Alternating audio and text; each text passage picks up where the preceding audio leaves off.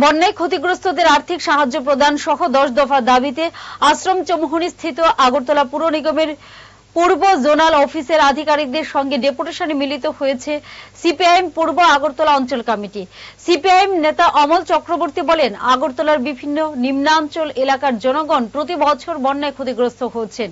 বন্যায় ক্ষতিগ্রস্তদের আর্থিক সাহায্য প্রদান করা, ক্ষতিগ্রস্ত এলাকায় সরকারি উদ্যোগে স্বাস্থ্য শিবির করার ব্যবস্থা করার দাবি সহ বিভিন্ন দাবি নিয়ে পুর নিগমের পূর্ব জোনাল অফিসের আধিকারিকদের সাথে দেখা করেন তারা।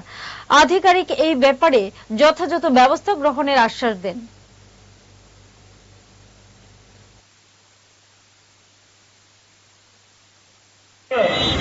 প্রখর রোদের মধ্যে তাপক প্রবাহ মোকাবেলা করে লাল ঝান্ডার বন্ধুরা মিছিল নিয়ে সামিল হয়েছেন। কোন শখে নয়, আনন্দে নয়। আমরা এই এলাকার মানুষের দুর্দশা লাঘবের জন্য আমরা স্লোগান তুলেছি।